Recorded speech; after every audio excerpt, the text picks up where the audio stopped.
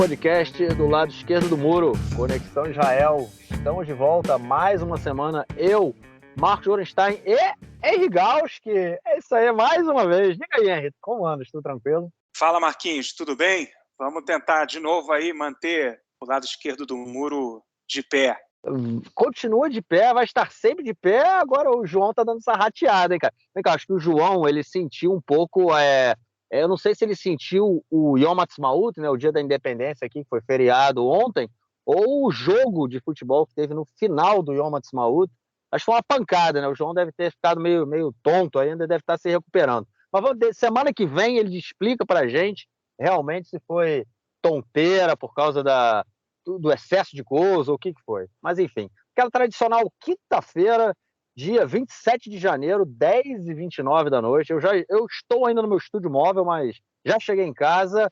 Henry, muito frio aí por onde você anda, cara? Não, quer dizer, deve estar uns 18, 19 graus. Pra cá que chega a fazer 7, 6. Tá tranquilo, pra mim tá muito frio por aí, cara. Não, tá frio não. Acho que agora, quer dizer, amanhã volta o frio, né? A ideia, o que tá dizendo aí na previsão é que amanhã, final de semana, vai ser meio chuvoso. Eu me lembro que teve uma época no Rio de Janeiro, há muitos anos atrás, quando eu vivia no Rio de Janeiro ainda, que, cara, foi um ano que era tipo janeiro, fevereiro, né? Final do verão, né? As águas de março, né? Aquele finalzinho do verão. Cara, era toda sexta-feira, cara. Tinha uma chuvarada, meu irmão, que inundava a cidade inteira. Acho que é mais ou menos isso que tá acontecendo aqui, né? Fica sol a semana inteira, aí chega no final de semana, esfria, chove, aquela coisa. Tá todo mundo em casa, né? Então continue em casa. Eu gosto, eu prefiro. Gosta? Pela justificativa de um velho pagode que você também conhece, que diz uma frase que para mim é brilhante, que resume esse momento, que para mim é: quem tá duro, reza para chover. Já ouviu Verdade, essa música, é Marquinhos? verdade. Claro, porra, não tem como não ouvir, né? Pô, mas Então é por aí, dia ah, 27 de abril já, amigo. O mês já finalzinho do terminou. mês, finalzinho do mês, reza É. pra chover. Beleza, então vamos lá. Vamos com chuva sem chuva. Vamos passar pro nosso primeiro bloco, porque foi semana de feriado, mas muita coisa aconteceu por aqui. É isso aí, gente. Essa semana agora que está acabando hoje, né? A semana chamado aí dos feriados nacionais, né? Começamos aí na semana passada, na segunda-feira da semana passada, como a gente comentou, foi o dia do Holocausto, né? O dia que a gente relembra aí o Holocausto e as vítimas, 6 milhões de judeus que foram mortos pelos nazistas há cerca de 80, 85 anos atrás. E hoje a gente volta, e nessa semana a gente teve também o dia da Yom HaZikaron, né? Que é o dia que a gente lembra os soldados, né, e as vítimas de ataques terroristas, os soldados que caíram nas guerras de Israel, e também o Dia da Independência, né, que é exatamente no dia seguinte ao dia da lembrança, o Yom HaZikaron, no dia da lembrança dos soldados. Enfim, é um momento muito tenso aqui em Israel, né? É a primeira vez que você passa... não é a primeira vez, você já está aqui há 2 anos, né? Então, assim, já teve essa experiência aí de passar esse período por aqui. Esse ano, mais uma vez eu fui, a última vez que eu tinha ido foi em 2019 ou 2018, se eu não me engano, agora não me lembro mais. Mas enfim, eu fui da última vez também, antes do Corona, eu fui a um Yom HaZikaron, né, que é a cerimônia em memória às vítimas, né? Eu fui no parque em Tel Aviv, que é um evento que é organizado por 2 organizações, né, que são organizações que atuam conjuntamente. Uma que é o Fórum das Famílias Enlutadas, que é uma organização binacional palestino-israelense de famílias de pessoas que perderam familiares, né, vítimas do conflito, e eles se reúnem para fazer o seu luto em conjunto, né?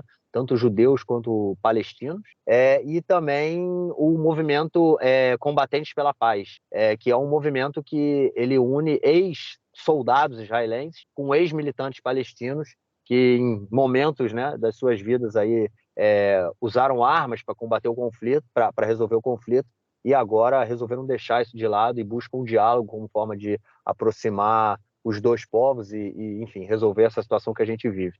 Eles fizeram um evento no Parque Ayarkon, em Tel Aviv, um evento que reuniu mais de 15 mil pessoas, é o maior evento, é a maior cerimônia de Yom HaZikaron, do Dia da Lembrança, em Israel, né, o que é um alento, né?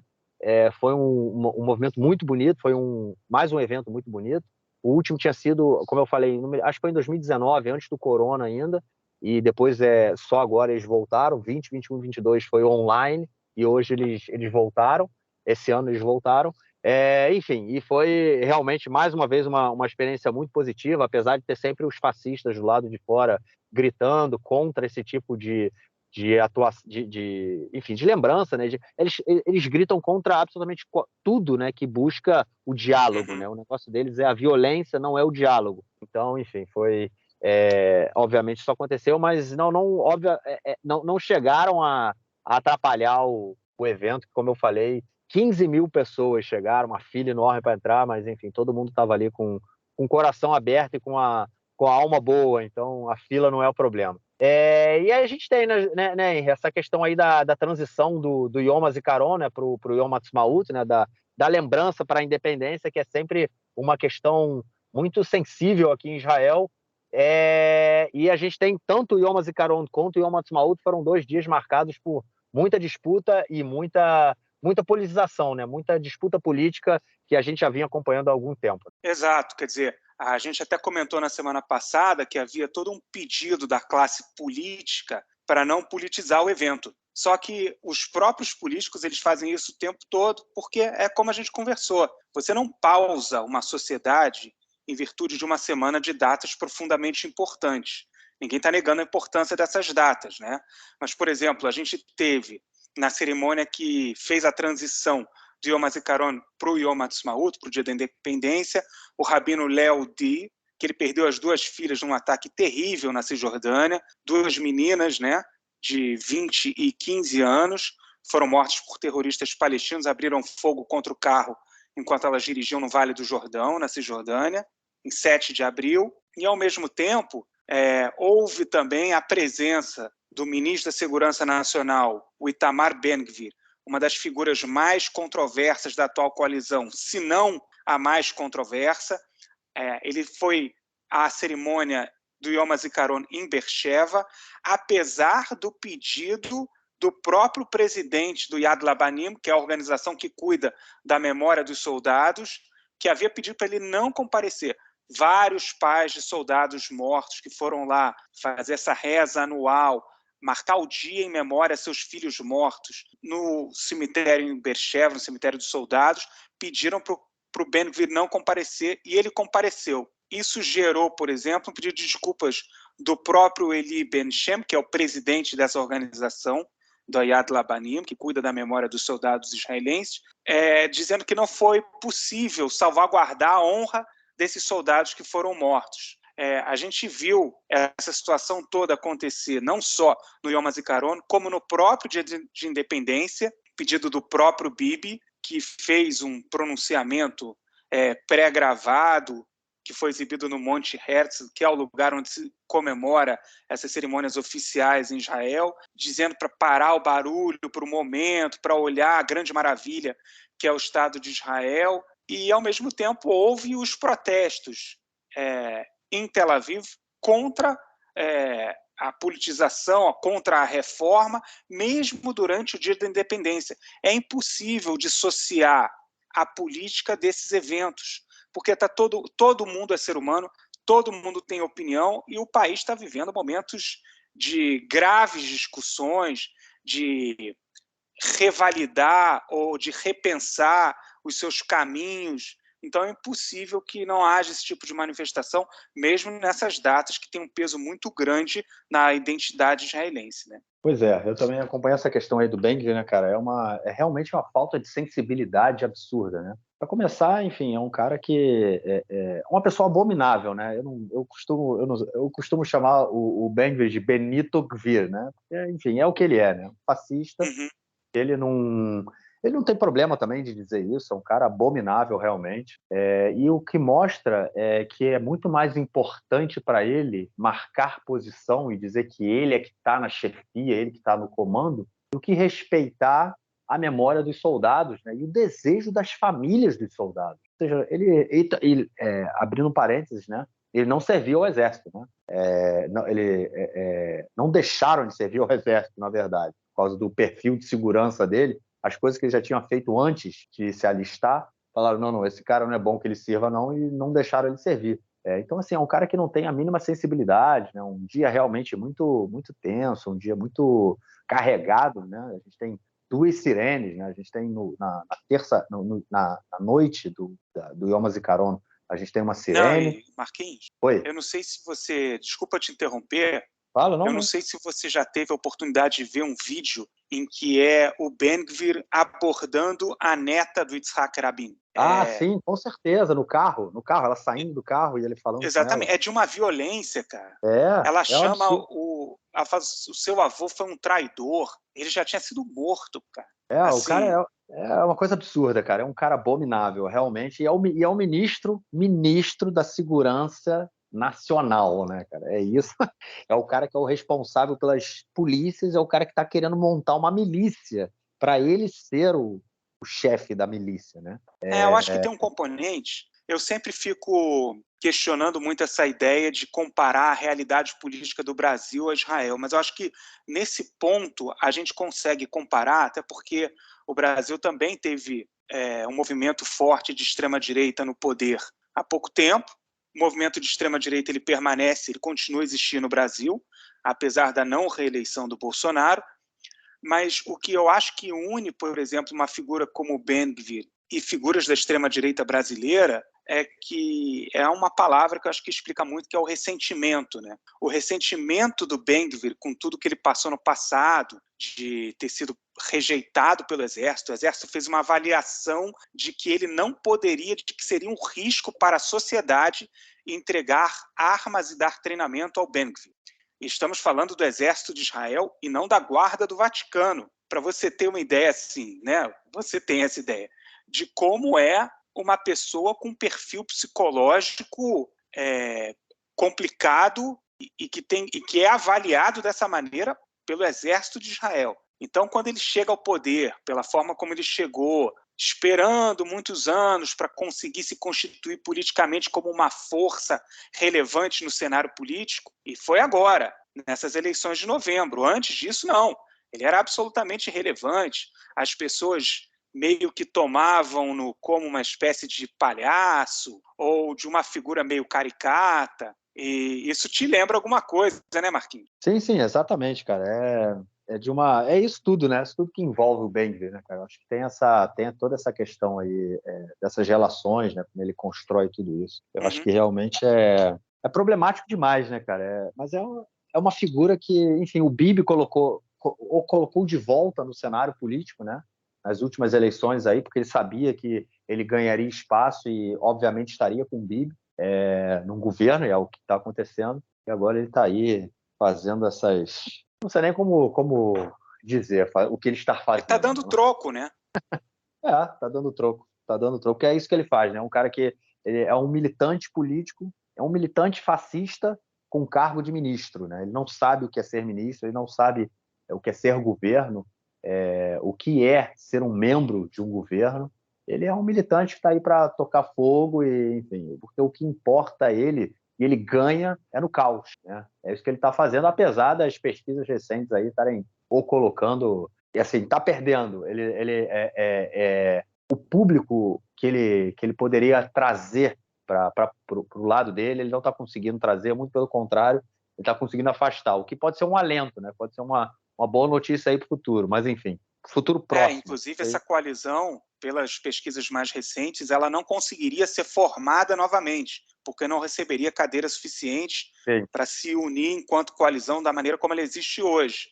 Então, por outro lado, né, se esse é um cenário que parece mais tranquilizador, de certa maneira, por outro lado, faz com que a coalizão se una, porque sabe que se ela se dispersar ou se alguém desistir e forem convocadas novas eleições, o governo cair, eles não vão conseguir retornar ao poder, né? Sim, exatamente. Bom, já que a gente está falando desde um pouco, já que a gente está falando dessa questão, de toda essa disputa aí, vamos continuar falando, já que, enfim, o Dia da Independência foi recheado de temas políticos, né, obviamente, e também de manifestações, né? A gente teve aí o lado, né, mais da metade, né, vamos dizer assim, 60% até mais. E não vou jogar números, não, vamos esquecer os números, mas assim, a parcela da população israelense que está contra o golpe do judiciário aí promovido pelo governo ontem, fez uma manifestação em Tel Aviv, né, no dia da independência. Na verdade, foi na noite da independência, né, foi quando faz essa virada aí da Zikaron, do dia da lembrança para o dia da independência, eles fizeram uma manifestação em Tel Aviv. E no dia de hoje, né, Henry, uma manifestação acontecendo também em Tel Aviv, organizada agora pelos pró-reforma, pelo pessoal do governo, organizando a manifestação, que está trazendo aí muita gente. Parece os números recentes são agora de 200 mil, né, se eu não me engano, 200 mil pessoas na manifestação, o que pode ser, enfim, a maior manifestação desse período reforma, mas, enfim, pelo menos para mim, não é algo que assusta, é a primeira manifestação, não acredito que vá ter outras nesse nível.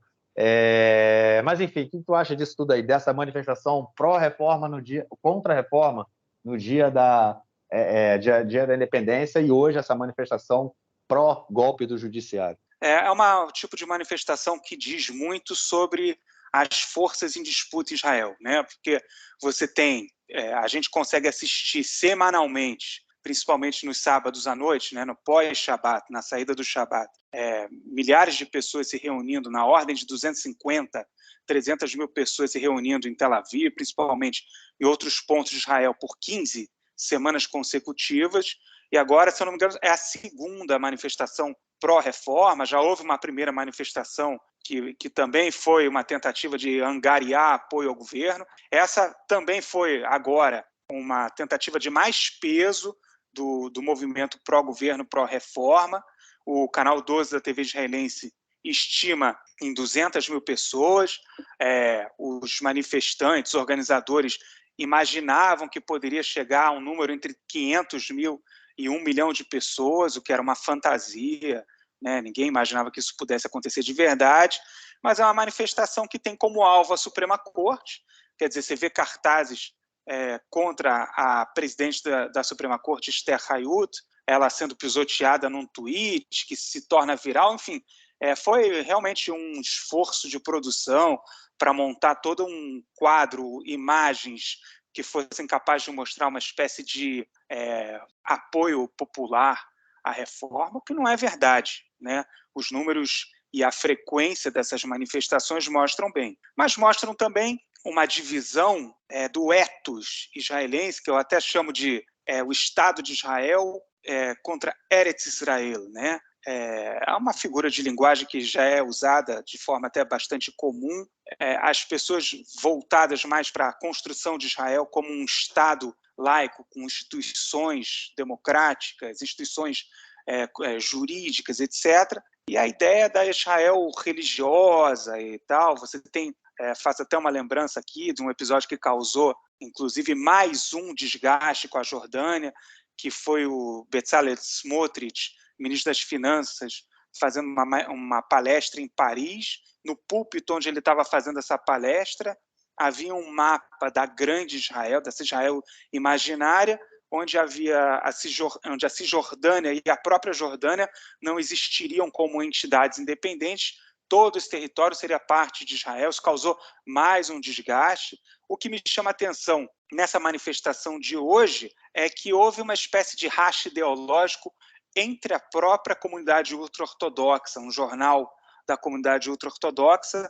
Houve um editorial publicado por um jornalista ortodoxo chamado Israel Friedman, que ele se dizia contrário à participação nas manifestações, mesmo que favoráveis à reforma, mas não se trata de nenhuma maneira de uma visão progressista, né?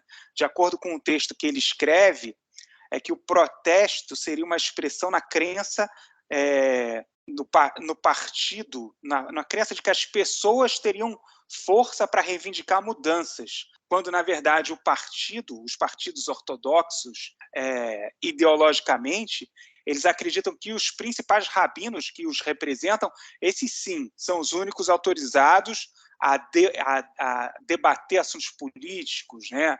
A deliberar sobre assuntos políticos, e eles tomam decisões em décadas de estudo da Torá, e, portanto, eles seriam a autoridade máxima, ao contrário dos protestos da população, que seria a manifestação de pessoas comuns tendo opiniões. Então, na verdade, eu acho que é só mais um elemento para a gente mostrar, para a gente ter como certeza de como é um movimento, do ponto de vista ideológico, completamente desalinhado com a visão de mundo laica, com a visão de mundo ocidental, por exemplo, de como a gente imagina que as pessoas possam se manifestar politicamente. Lembra até a série The Handmaid's Tale, que para mim é uma das melhores séries já produzidas na história do audiovisual, que mostra exatamente esse debate, né? Enfim, depois a gente já pode até conversar sobre a série, porque eu acho que ilustra bem o que se passa em Israel de muitas maneiras, viu, Mark? Pois é, a gente está vivendo realmente esse período aí de bastante tensão, tem muita coisa envolvida. Só lembrou, quando você comentou essa questão do mapa aí do Smotrich, no mapa, inclusive, tinham parte do Iraque, né, na grande Israel aí, que esses caras tanto imaginam, né, tanto desejam, né, uma coisa meio surreal, mas mostra um pouco também de como anda toda essa questão do governo, de toda essa galera aí que está no governo, né, tudo que eles pensam. Mas o que é muito interessante realmente primeiro, sobre essa manifestação aí da direita, né, que está acontecendo agora, é a primeira.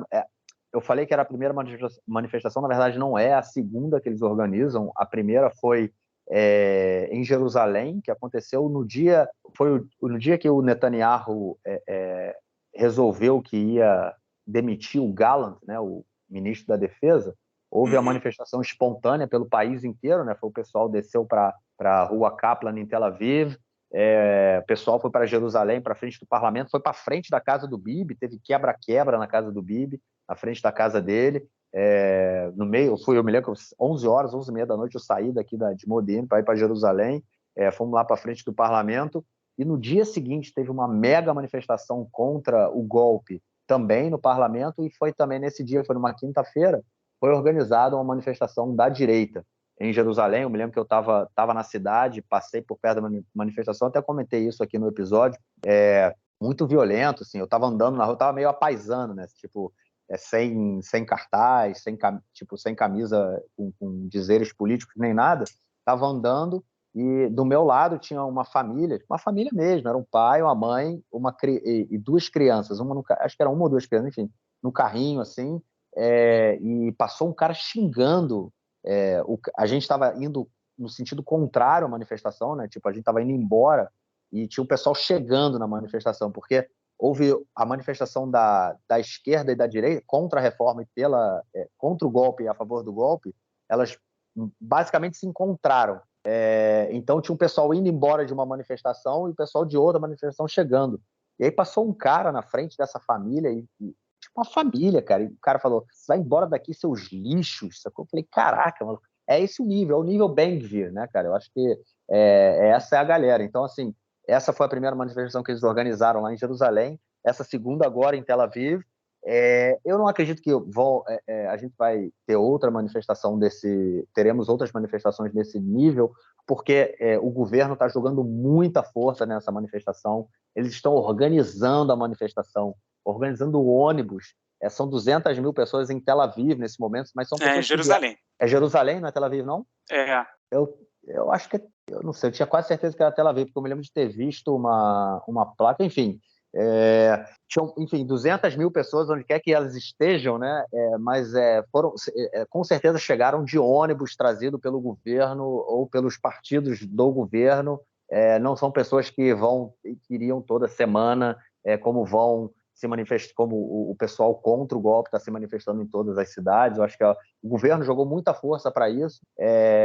No momento em que se tenta chegar aí, né, alguma pichará, né, algum acordo aí entre a oposição e o governo sobre como encaminhar essa nova reforma, enfim, uma possível reforma, né, porque o que o governo apresentou possivelmente, aparentemente, não vai ser aprovado.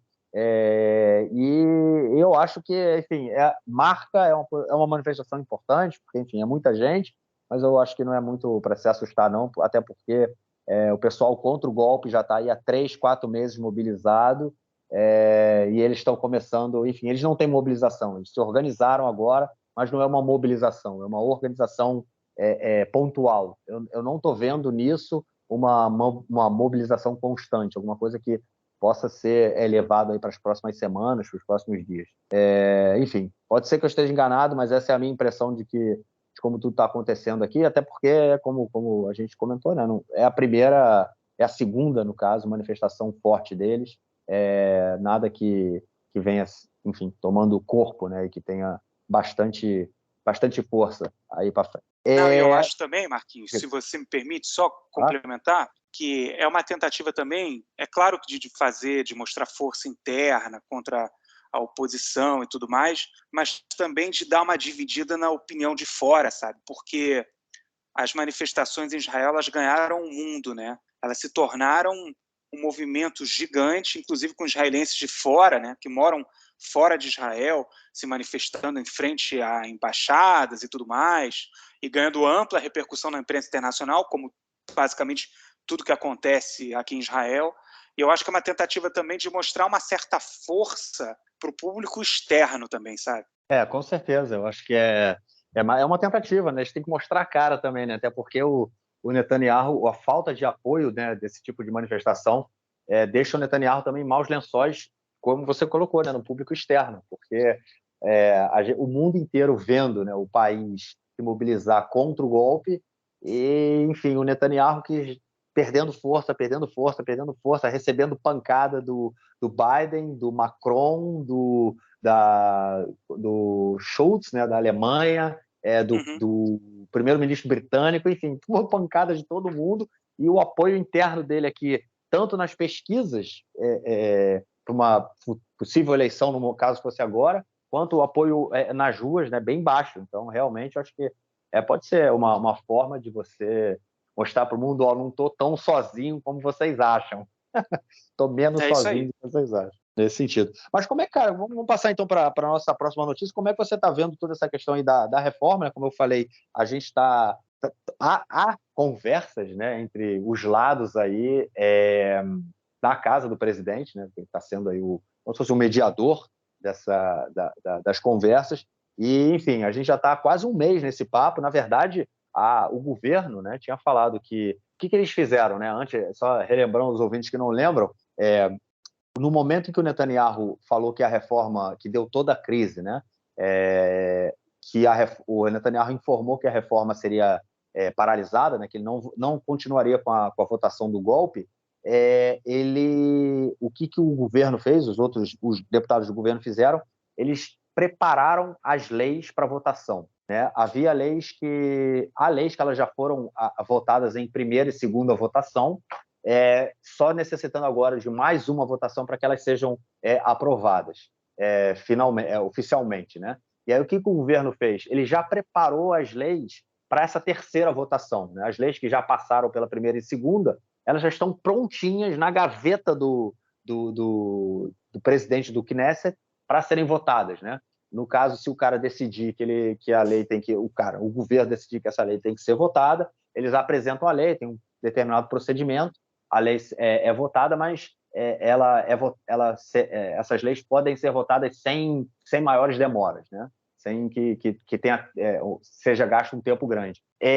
Enfim, eles prepararam tudo isso e entraram aí e falaram, beleza, agora que as leis estão prontas para serem votadas, né? Ou seja, botou a arma na cabeça do pessoal anti-golpe e falou assim, vamos começar a discutir, eu estou com as leis prontas para serem aprovadas, ou seja, botou aí numa situação meio ali, né, tipo, na pressão. É óbvio que a gente sabe que é uma pressão, mas se o governo decidir votar, a gente não sabe como isso vai acontecer, mas colocou a pressão e agora estão os dois lados aí tentando resolver e chegar a algum meio termo. Cara. Tem luz no fim do túnel? Pois é, Marquinhos.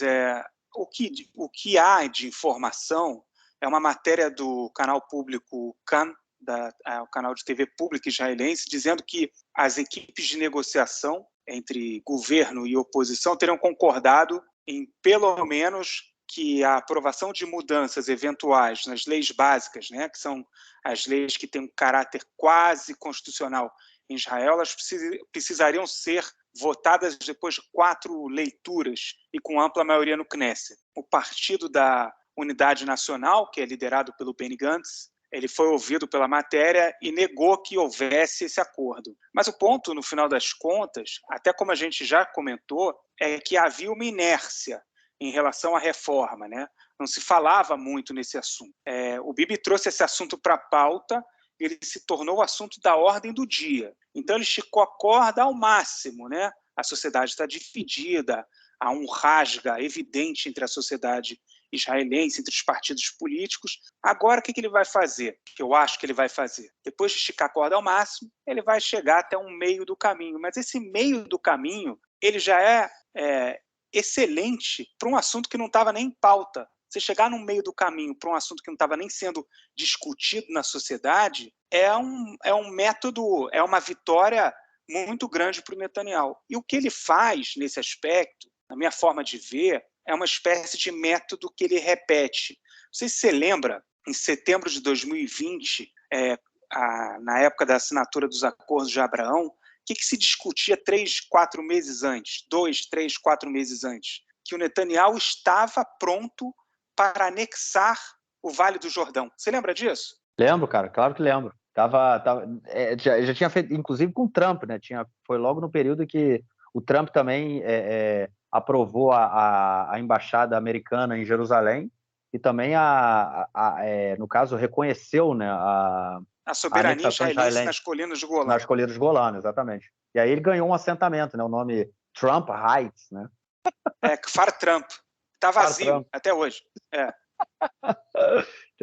Eu tive num Golã. Então, eu acho que ele faz isso como uma espécie de método que se repete, né? Porque ele ameaçou anexar o Vale do Jordão.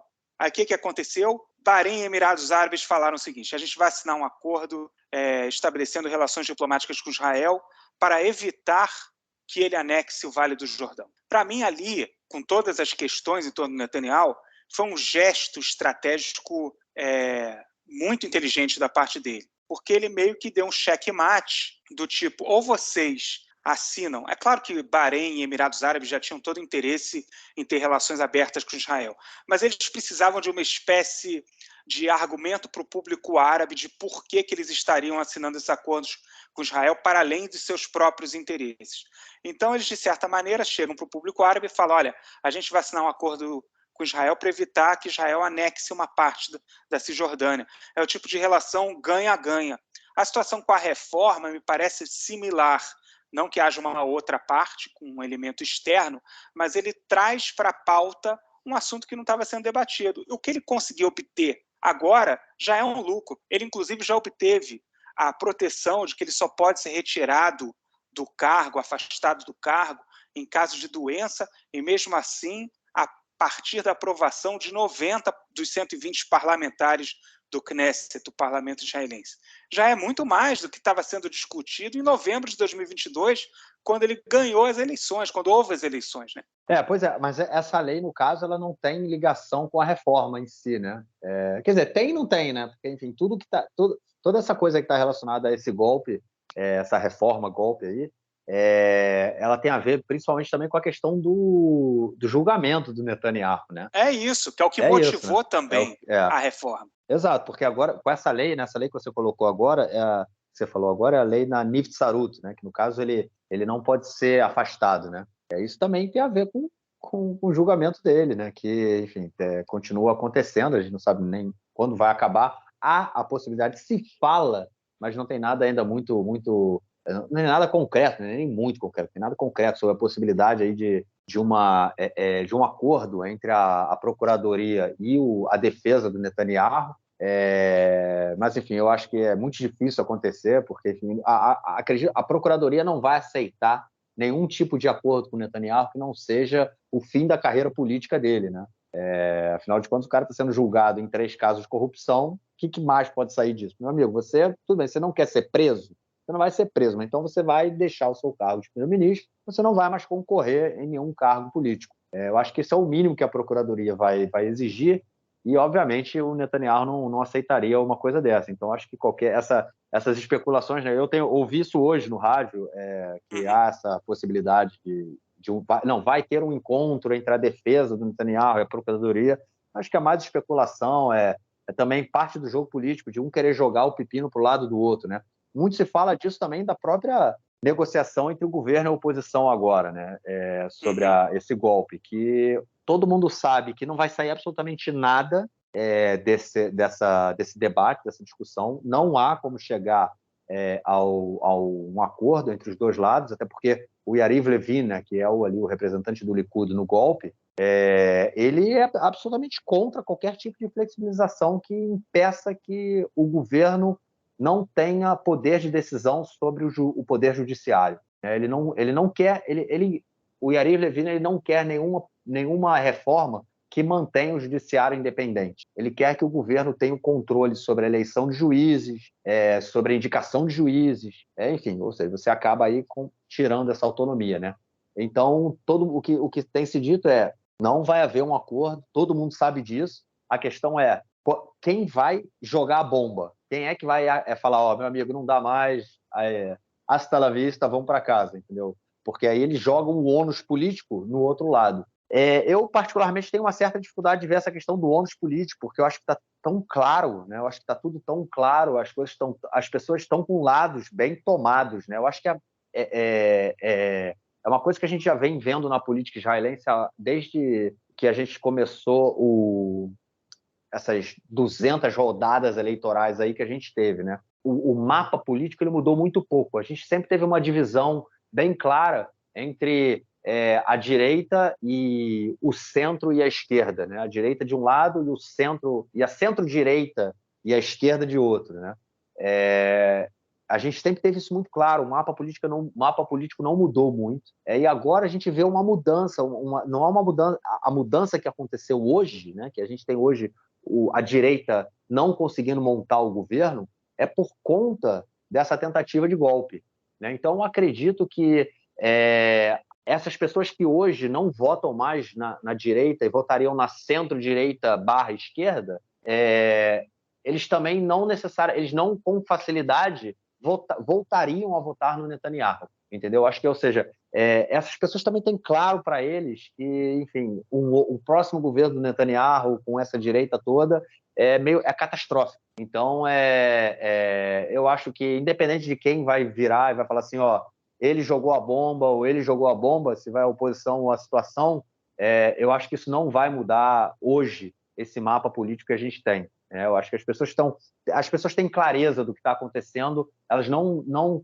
tão facilmente serão manipuladas por, como costuma dizer aqui, spinning, né? Aquelas voltas e tentativas de enrolar todo mundo e desviar o foco da discussão e tudo mais. Eu acho que está claro e, enfim, a gente vai ver o que vem pela frente, mas tempos complicados, né, cara, com essa questão toda. Como eu falei no início, né, o governo tinha dado um período de até o final das festas nacionais, né, dos feriados nacionais, para que se chegasse aí a uma tentativa de acordo entre a oposição e a situação sobre o golpe.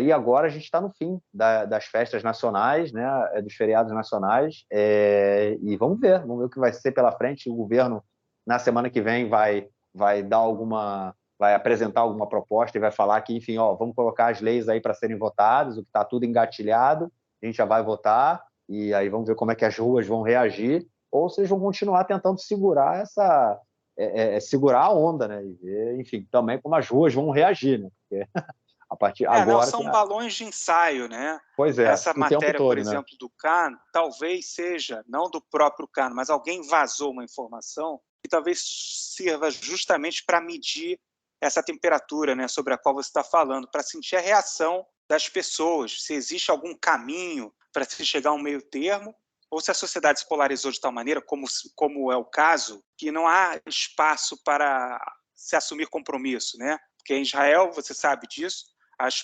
pesquisas eleitorais elas acontecem o tempo todo. Agora, novamente, a gente pode fazer a comparação no Brasil. A expectativa permanente é para o próximo ciclo, né? Para quem vai assumir o poder, quem vai ser a nova força emergente e tudo mais. Você solta uma informação como essa de que tem um acordo sobre um ponto específico e vê como é que se reage. O Partido da Unidade Nacional do Benny Gantz já negou, porque possivelmente a reação foi muito ruim, né? Pois é, isso que você falou, acho que a coisa é muito interessante da gente pensar, né? Tudo balão de ensaio e essas notícias vazadas e pesquisas de boca de urna, né? Muitas vezes são jogadas aí para sentir o clima, né? Sentir o clima das ruas, sentir como a população está vendo, enfim, a realidade, aí, a conjuntura, e eles vão construir em cima disso, né? Um jogo meio de reação, né? Também, o que as ruas vão dizendo. Principalmente quando você não tem uma política construída, né? Você vai jogando para a população e, enfim, vai empurrando de uma forma, de um jeito ou de outro, e vai construindo a sua política de acordo com a realidade. Eu acho que é esse um pouco que a gente está vivendo aqui hoje. Bom, vamos então ao nosso próximo bloco, cara, para a gente comentar aí sobre questões da política externa esta semana. Bom, gente, nosso bloco, na verdade, vai tocar aí principalmente na relação entre Israel e Estados Unidos, né, que, enfim, já anda abalada, principalmente depois da entrada do Biden aí, né, e de toda essa tentativa de golpe do Netanyahu, tomou vários puxões de orelha do presidente americano. E, enfim, e essa semana a gente teve aí uma tentativa de nomear a deputada Mai Golan, que ela é tão... Qual foi o adjetivo que eu usei para o Benji? Esqueci, extremista, rapaz? não? Não, é o abominável, não foi abominável. Mas enfim, né? Nefasto. Nefasto, é isso. A Mai Golan é tudo isso também. Não fica longe do Ben-Gvir, não, né, cara? Não fica longe do Ben-Gvir, não. Ela ia ser anunciada, indicada, né, para o cargo de consuleza israelense nos Estados Unidos, mas deu ruim, cara. Mai Golan deve ficar por aqui mesmo, né? Pois é, era uma tentativa do Bibi se livrar da Mai Golan, que é uma aliada de longa data do Bibi, mas que tem causado problemas a ele, porque ela já se envolveu no passado abertamente em comentários contra requerentes de asilo do continente africano, fazendo associação entre essas pessoas, que muitas delas moram de forma ilegal no sul de Tel Aviv, fazendo uma associação entre elas e estupro, um tipo de manifestação abjeta, né, absurda da parte dela, e ela disse isso abertamente. O Bibi queria se livrar dela porque ele havia prometido um cargo no ministério recém-criado de status das mulheres. O problema é que, como ele já vem recebendo críticas da comunidade internacional de que há uma profusão de extremistas no governo, ele colocar mais uma extremista sem, entre aspas, necessidade nenhuma, não cabia para ele, quer dizer, ele não iria se desgastar por isso. Só que o problema é que a saída que ele encontrou, a saída, entre aspas, também honrosa, foi sugerir a uma aliada que cobra fidelidade e que essa fidelidade tem preço, um cargo que é muito importante, que é um posto diplomático nos Estados Unidos, como consuleza em Nova York. Só fazer um parênteses, a palavra consuleza existe da mesma maneira que existe baronesa e duquesa. Tá? Não estou inventando consuleza, não. O problema é que a comunidade judaica norte-americana, especialmente em Nova York, ela é muito associada a uma visão progressista de mundo, muito associada ao próprio Partido Democrata. 70% dos judeus norte-americanos se identificam com o Partido Democrata, isso não é um chute, é uma pesquisa de 2020 do Pew Research Center, que é um instituto de pesquisa e de análise política dos Estados Unidos. Só 26%, nessa mesma pesquisa foi descoberto esse dado, 26% dos judeus norte-americanos se identificam com o Partido Republicano. Então, o Bibi queria que ela saísse de cena. Já estava pressionado pela oposição interna, pelas grandes manifestações, pelo governo do presidente Biden, e aí ele pensou numa solução para evitar de dar mais um cargo para uma extremista no governo. Não funcionou. Ela foi até convencida a aceitar o cargo, e no final o Bibi teve que voltar atrás, porque a rejeição da comunidade norte-americana veio muito forte, né? Então, na verdade, o público norte-americano, que seria impactado por uma nomeação da Mai Golan, ele tem uma rejeição à visão de mundo dela. É o mesmo público de judeus norte-americanos que também não se identificam com o caminho que Israel vem seguindo, em especial nesse mandato de Benjamin Netanyahu. Então, na verdade, só serviu para ser mais um desgaste entre o próprio Bibi, a comunidade judaica norte-americana, que já se manifesta contrariamente a ele, e o próprio governo norte-americano, que mandou um sinal para ele, pelo Departamento de Estado, de que não seria uma boa indicação a Mai Golan como consuleza em Nova York. Pois é, né? Que situação, né, cara? Que situação, o Bibi tendo que, mais uma vez, baixar a cabeça. E como é que ele faz, o Henry? A gente está vendo Enfim, né, essa crise aí, como a gente comentou, tipo, Netanyahu recebendo puxão de orelha do Biden, né, dando aquele tapinha na cabeça, aquelas coisas, aquela pedalada, né? Netanyahu deve receber pedalada do Biden. Acho que ele deve fazer um negócio desse. E aí, cara, o Netanyahu agora, ele, enfim, já tem uma crise há muito tempo, né, em relação ao Netanyahu e ao Partido Republicano, ao Partido Democrata, principalmente. Principalmente não, né? É o Partido Democrata. Foi na época do Obama, né, cara, que o Netanyahu resolveu, foi convidado, na época o presidente do parlamento, o presidente do Congresso, né, ele era republicano, convidou o Netanyahu a fazer um discurso no Congresso, e o presidente, no caso, era democrata, o Barack Obama, e eu falei Barack, agora foi estranho, né, porque aqui a gente, quando fala Barack, é o Ehud Barak, né, cara, a gente fala Exato, Barack, é o primeiro nome, segundo nome, é coisa estranha. É que você Mas é Barack íntimo do Obama Barack Obama. é íntimo. Enfim, Barack Obama era o presidente, gerou aí uma crise entre os dois países, né, por conta de o Netanyahu tá indo ao Congresso, que era presidido pelos republicanos, fazer um discurso antidemocrata para um presidente democrata. Né? Foi uma coisa que pegou muito mal e, naquele momento, meio que gerou uma mudança na política externa israelense que sempre foi de diálogo, né, entre tanto com democratas quanto com republicanos. Tipo, não importasse quem estava no governo americano, não importava quem estava no governo americano, o governo israelense ele conversaria. E o mesmo era o contrário também, né? Independente se aqui a gente tinha membros do governo trabalhista ou membros do Likud na presidência, na direção do país, a relação com os americanos, tanto com democratas quanto republicanos, era uma relação sempre muito amena e boa, né, positiva. E agora a gente está tendo que ver o Netanyahu aí coçar os dedos, né, e se desdobrar para explicar para os democratas que, enfim, que ele também está do lado deles, né? Exato. Né? Ele teve um encontro essa semana com uma delegação de 12 congressistas do Partido Democrata que vieram a Jerusalém, e até o gabinete do Netanyahu emitiu uma nota dizendo que o primeiro-ministro agradeceu ao congressista Jeffries, né, que é o Hakeem Jeffries, né, que é o deputado democrata que liderava a delegação, e aos membros dessa delegação por seu apoio ao Estado de Israel, enfatizou a importância do relacionamento entre Israel e os Estados Unidos.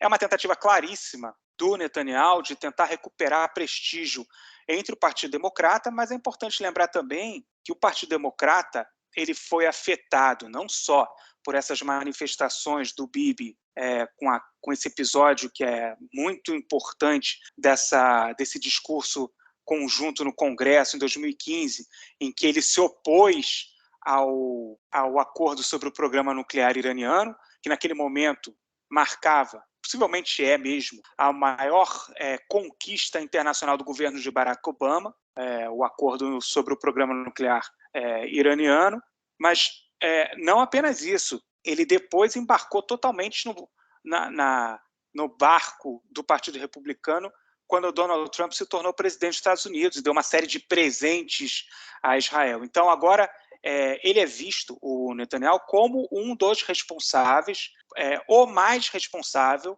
por uma percepção de que Israel hoje, nos Estados Unidos, está mais alinhado com o Partido Republicano do que com o Partido Democrata. E isso para Israel é péssimo do ponto de vista estratégico, e como você disse, os americanos têm até um termo para isso. Israel sempre foi considerado um assunto bipartidário, né? Que é um assunto que, da lista dos pouquíssimos assuntos que estão acima das diferenças partidárias entre democratas e republicanos. Aos poucos, em função das decisões do Netanyahu, Israel vem perdendo essa posição.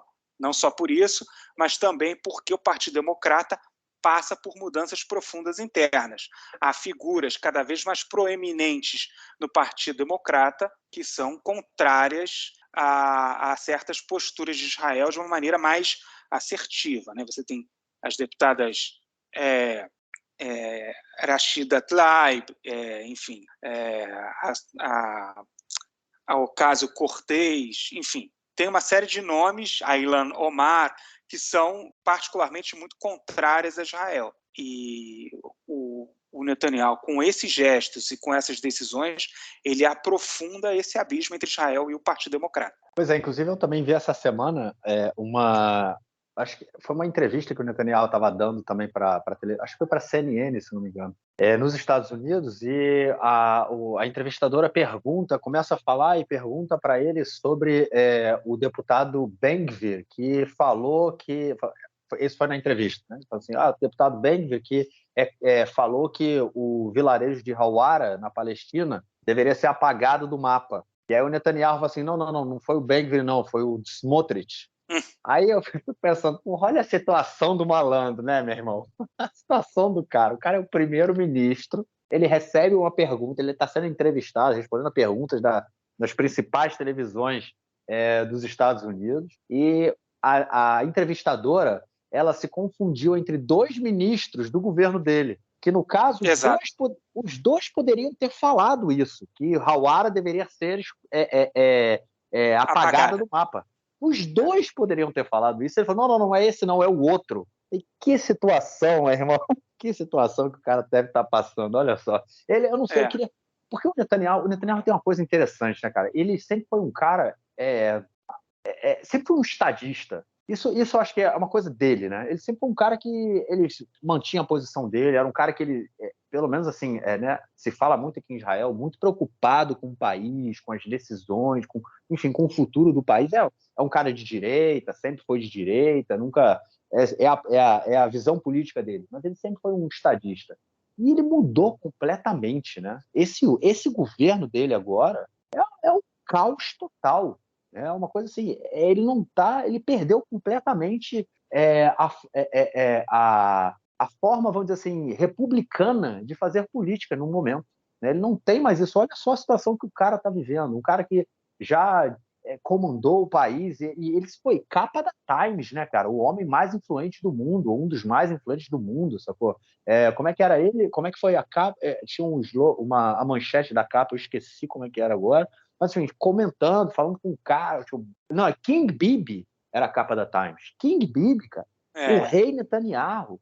Olha só que situação. O rei hoje tendo que explicar que o ministro que falou que o vilarejo palestino tem que ser apagado do mapa não é esse, é o outro, mas também é ministro debaixo do governo dele. Olha só a situação que esse cara tá vivendo, cara. Mas, enfim, foi ele que procurou, né, cara? Procurou sarna para se coçar, achou. Agora ele ficou fora, né? 14 meses como líder da oposição. Esses elementos mais extremistas eles foram se fortalecendo, muito em função do discurso polarizador do Netanyahu, e aí ganharam mandato suficiente para compor a coalizão. O Bibi precisou deles. Agora, eu concordo com você. Eu tenho certeza que o Bibi gostaria de não precisar da extrema-direita. Não porque ele seja um cara muito razoável e tudo mais, mas porque ele é um sujeito que sempre gostou de frequentar essa arena internacional. Esses membros da extrema-direita o impedem de frequentar. Inclusive, ele está esperando até agora um convite de Washington para visitar o Biden e não vai receber enquanto esses membros da extrema-direita forem parte do governo.